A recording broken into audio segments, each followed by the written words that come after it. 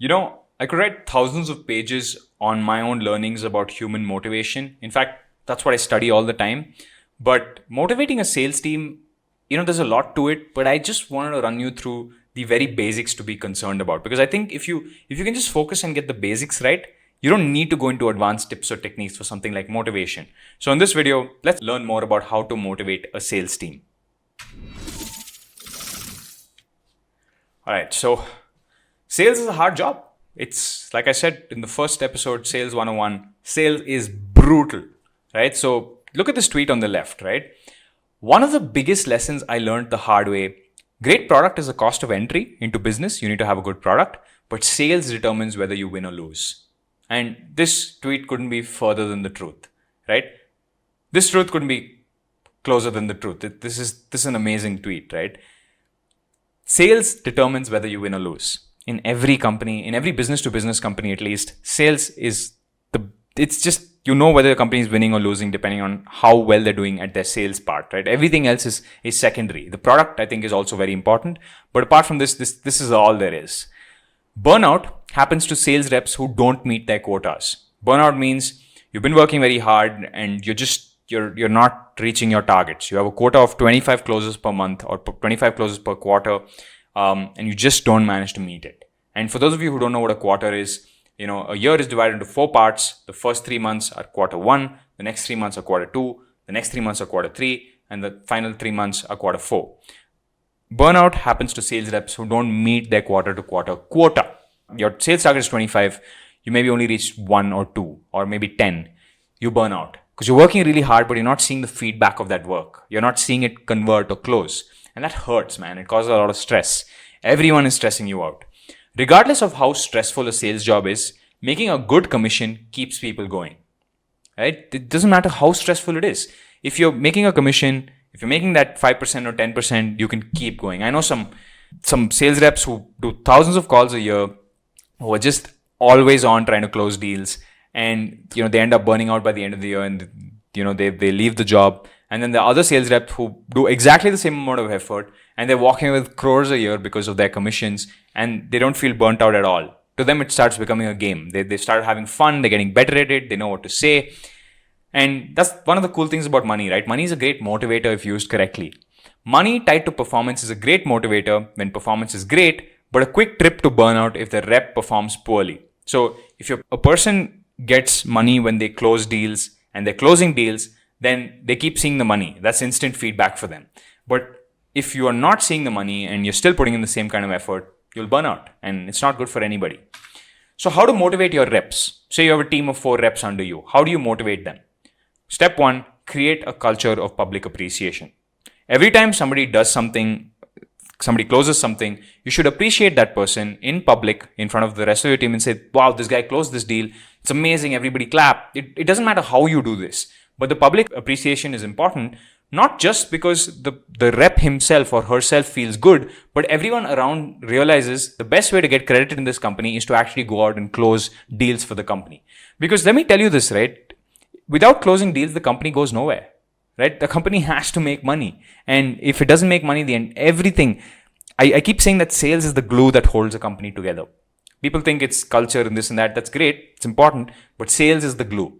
If the company doesn't make money, people fight because of different reasons. Founders might say, oh, it's because the other founder is this kind of person. Or the other founder might say, oh, the market wasn't right or the timing wasn't right, whatever. I find it's just sales. If you're making the money, if you're doing sales and it's working and you're closing deals, nobody has a problem. All small issues are overlooked. Otherwise, the small issues become the main issues. So create a culture of public appreciation so people know the only way they will get appreciation is they close deals.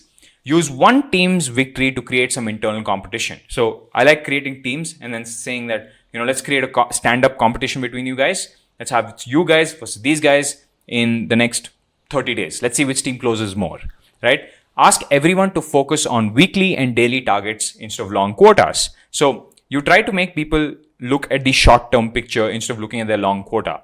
If the reason we break down quotas into quarters and then many managers, they make it smaller. They make it 1 month. And the reason for this is because if you look at it in the entire year, you have to close 100 deals. And that looks scary. You're like, how am I going to close 100 deals? But if you break it down into a month, that's just 8 deals. If you break it down into a week, that's just 2 deals a week, right? So it becomes easier and easier and easier. And the reason we don't break it down too small is because, if you see something like, I have to close 1 deal in the next 3 days, that's scary. Because what ends up happening is a lot of the times we tend to do 1 month instead of a week or 1 day, because you need that amount of time to generate the leads. You need that time to generate pipeline. You need that amount of time to talk to these customers. And when customers close, they usually close back to back to back. So you could have 3 closes in 3 days, right? Whereas the entire rest of the month you made nothing. You closed nothing, and that's normal.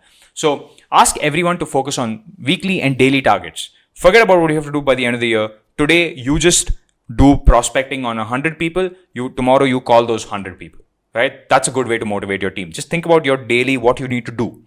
In sales, rewards are everything. Actually, in humanity, rewards are everything, right? We might say we do things for this or that, but actually we're doing things either to look cool in front of other people or to gain some resources, either a computer or a tree or some money. We're doing it for one of the two. Either it's a status game or a survival game, or a resource collection game. In sales, rewards are everything, right? So how you commission, the kind of commissions you give, the kind of incentives, it's all very important, man. You have to reward instantly. We used to give our commission checks 3 months after somebody closed a deal. Now we give it instantly. So if a person is struggling and they want money right now, then they have to go out and close right now, right? There's often no loyalty. You're only as good as your last season, right? So what I've seen is that a lot of sales reps, if the company is doing badly, they will jump ship. Because to be very honest, the sales rep's effectiveness is as good as the company's product, right? If I was a sales rep, one of the easiest ways for me to make sure that I end up with a good commission check is to find a product which has the highest rate of growth and go work in that company. Everything else doesn't matter as much as how easily customers, kind of absorb the product, right? So the product is as important as sales, but sales, I think, in my opinion, sales is even more important, because without sales, you make no money. But without product, you can still make money if you're doing sales. You can sell pre-product, or you can do many, many things, right? You can say, we'll build custom products for you. You can do many, many, many things with sales. You're only as good as your last season, which is, if you're selling really well, on the other end, if you're selling really well for 6 months and then 2 months you have a rough spot, that's okay. But if you have a longer and longer rough spot, you need to change your techniques, right? So you need to tell the reps that, hey, dude, you need to change your techniques. Otherwise, you're going to be fired, right? So how to motivate your reps? And one of the best ways to do it is to look at gaming. I'd look at how gaming teams or managers of gaming teams motivate their players, because they play really hard. You make it reds versus blues. You create internal competition. Design and visualization is the best way to communicate internal strategy. So I keep saying this, right? The design part of this course is as important for you to learn as the product part of this course is as important for you to learn as the sales part. It's all one thing. It's all one big thing. It's not different things. That's a lie that's been told to you in college, that design is different from product, is different from sales. It's not. They're all one thing. They're all one big thing. We just make it easier to learn easier. Then we took it too seriously. You have to make it reds versus blues. Design and visualization is the best way to communicate internal strategy, which means that if you want to create some sort of internal competition, give people teams. If you've seen Harry Potter, they have houses. They have Gryffindor and Ravenclaw and all of that. In school, you had this. There's a reason for it. There's a reason people have houses in school. It's because it motivates people to work hard against each other. Otherwise, nobody would. You have to understand the reasoning for all these things, right? You create badges and posters and hang it all over your wall. You say, today it's team A versus team B, and here's a badge and the winner of last month. If you go to a McDonald's, you will see an employee of the month somewhere in the corner. You might think, hey, that doesn't even matter to me, but it matters a lot to the employees working in McDonald's. People do a lot of things for credit and even appreciation. That's a reward in itself. Social gratification is an award in itself, right? So don't forget about all that. Let me show you an example of what we did, right? So when we were closing deals a long time ago, we had Abhinav, who was working from the marketing end. He was also doing a little bit of sales at that point. And we had Anindya, who was on the sales end. This was before they both matured in their VP level roles. We had a competition for them to do 5 lakhs in monthly recurring revenue, right? And the loser essentially became the other person's peon for about a couple of weeks or something. And we knew the ego between both these people was so high that none of them would concede to the other person. So they worked really hard. We closed a record high number of deals. They both had 4 man teams under them. So they it was awesome. It was we've never closed that much in a long time, and that's because we've been transitioning out of being a services company to doing products and investments full time. But this is one of the best ways to create competition. You might think one person would be able to do a fantastic job, but give a person a team, give another person a team, make them compete against each other. That's the secret. That's why you need at least 2 or 3 people to make something happen instead of just one person, right? So that's it. That's all that I have to kind of talk about on this episode. Motivation is a huge topic in itself. Look at the management side of this course. We teach you a little bit of motivation there. That's about it. Catch you on the next episode. Bye-bye.